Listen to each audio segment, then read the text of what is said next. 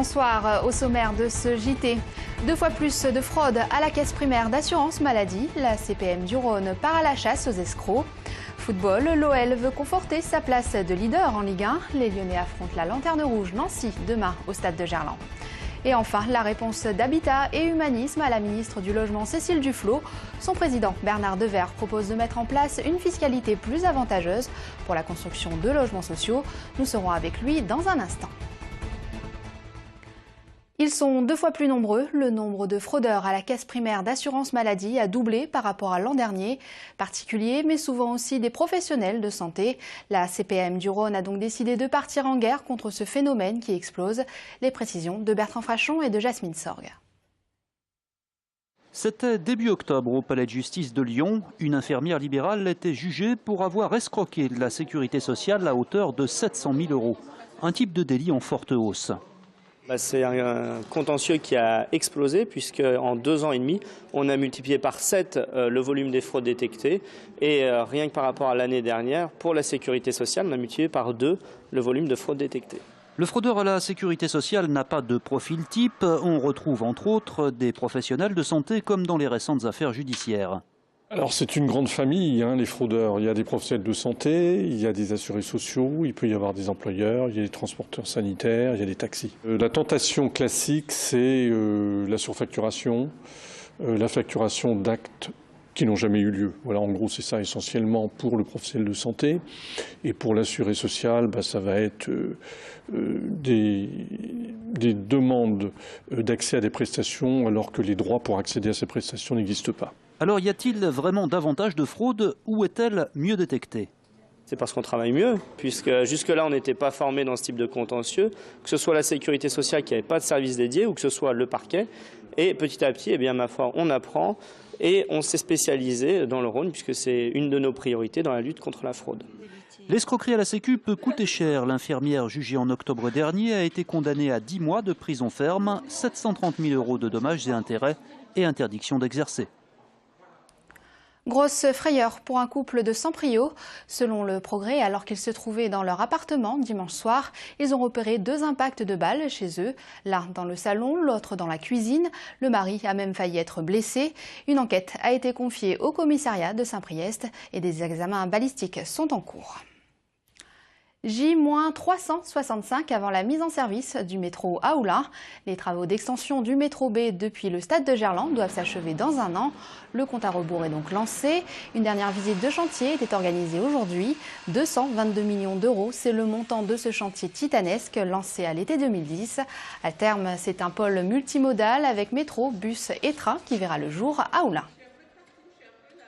Il ne nous reste plus qu'à finir un certain nombre d'aménagements pour que, à partir du mois de juin, de faire rouler le métro pour faire des essais de qualification. C'est un petit peu comme les avions. Il faut qu'on ait tourné un certain nombre de kilomètres avant de pouvoir l'ouvrir au grand public. C'est une question de sécurité. L'épargne solidaire peut être une solution pour remédier aux problèmes de logement pour les plus démunis. C'est en tout cas la réponse d'Habitat et Humanisme à Cécile Duflot. La ministre du Logement a annoncé la semaine dernière la réquisition de logements vides pour les sans-abri. Insuffisant selon le président de l'association, le père Bernard Devers. On le retrouve tout de suite en compagnie de Jean-Marc Roffa. Bernard Devers est effectivement à mes côtés pour réagir aux propos de Cécile Duflot qui s'en remet à l'Église, comme si l'Église ne faisait rien en domaine de difficultés de gens qui sont à la rue. Oui, alors Cécile Duflot, elle veut faire un choc de solidarité. Alors son propos a un peu choqué. Et elle en appelle à l'Église. Donc finalement, dans notre chronique, j'ai simplement dit en fait au ministre du Logement que, comme beaucoup d'ailleurs, en fait, que l'Église, si elle n'a pas le monopole du cœur, en tout cas, elle se monopolise beaucoup sur les questions de la solidarité, cette attention en fait à la pauvreté. Justement, avec Habitat Humanisme, vous développez des propositions. Alors, qu'est-ce que vous lui proposez, notamment avec une épargne solidaire ? Alors, il faut savoir que les dotations budgétaires sur le logement cette année, c'est 7,8 milliards contre 8,2 milliards l'an dernier. Donc il y a une baisse, mais on voit aussi qu'en fait aujourd'hui il y a une crise aussi des finances publiques. Donc le sujet, c'est pas tellement d'ailleurs en fait seulement dans l'appui aux politiques, naturellement. Enfin, l'État a un devoir régalien, un pouvoir régalien pour qu'en fait la pauvreté ne continue pas à augmenter, parce que sinon c'est la cohésion sociale qui est en train de se déchirer. Mais il faut naturellement, dans des situations de crise, voir comment en fait aussi le privé peut aider, peut participer au fond l'humanitaire. Concrètement, qu'est-ce qu'il pourrait y avoir alors pour vous? Alors, on a fait une proposition qui est directe, c'est de dire sur l'épargne de l'assurance vie qui représente en fait 1500 milliards d'euros. C'est-à-dire pratiquement à peu près, en fait, sensiblement le déficit de l'État.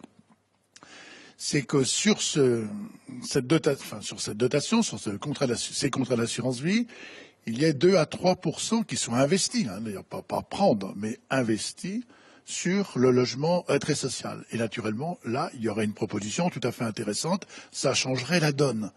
Si on ne veut pas changer la donne, il n'y aura jamais d'autrement et on risque de parler encore très très très longtemps du mal logement. Mais derrière ce mal logement, faisons attention, ce sont des enfants qui sont véritablement victimes de ce drame.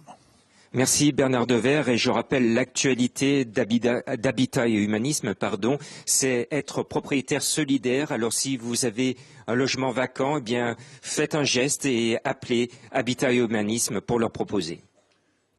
Merci beaucoup Jean-Marc. Et on reparle fiscalité au Grand Lyon. Cette fois, les habitants de l'agglomération ne devraient pas voir leur taux de taxe d'habitation augmenter l'an prochain. Annonce faite hier soir lors du conseil communautaire. Mais attention, l'impôt devrait quand même augmenter. La base de calcul fixée par l'État croît de 1,8%. Une 5e brasserie, Paul Bocuse. Après le nord, le sud, l'est et l'ouest, le Fond Rose vient d'ouvrir ses portes à Caluire. Le restaurant est situé sur les rives de Saône. Il s'agit d'un ancien établissement gastronomique qui a été rénové. Le concept semble séduire les Lyonnais puisqu'une autre brasserie Bocuse devrait ouvrir l'an prochain, avenue des Frères Lumière, dans le 8e arrondissement. On va retrouver une ambiance qui ressemblera tout à la fois à nos brasseries traditionnelles. Un journal titré en début de semaine, un mini ouest.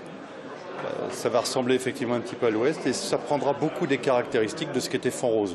C'est-à-dire cette ouverture sur le jardin, cette ouverture sur la verdure et sur la Saône, avec des grandes terrasses et des grandes baies vitrées comme on peut le voir tout autour de moi. Football, choc des extrêmes demain soir à Gerland. Lyon, leader en Ligue 1, affronte la Lanterne Rouge Nancy pour le compte de la 17e journée. Les enjeux de ce match avec Jasmine Sorg. Après une victoire au derby ce dimanche, l'OL s'apprête à rencontrer mercredi la Lanterne Rouge Nancy. Sans Gonalon et Dabo suspendus, ni Grenier, Lovren et Briand blessés. Un match à domicile le plus important de la semaine selon Rémi Garde. Un match qui servira à bonifier ce qui a été fait à l'extérieur. C'est une équipe qui peut retrouver peut-être des vertus à un moment ou à un autre. À nous de faire comme on l'a fait avec les équipes qui venaient ici en étant classées derrière nous depuis le début de saison.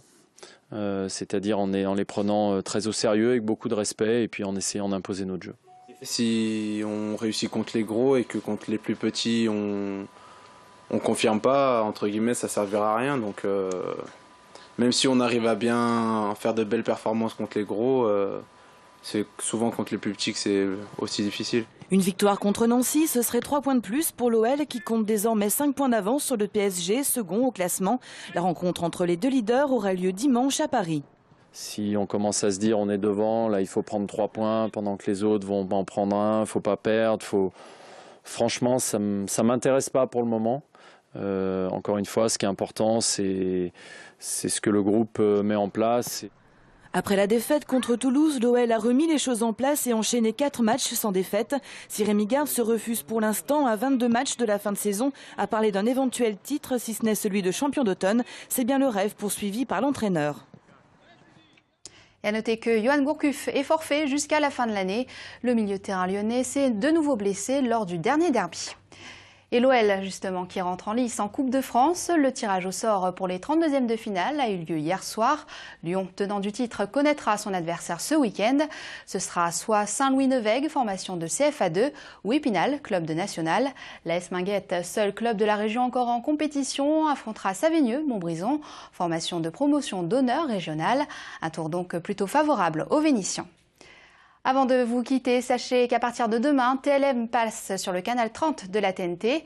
Conformément à la demande du CSA, nous ne serons donc plus sur les chaînes 20 et 24. La mise à jour doit se faire normalement automatiquement. À noter que les box ne sont pas concernées par ce changement. C'est la fin de cette édition. Merci de nous avoir suivis. Belle soirée sur TLM.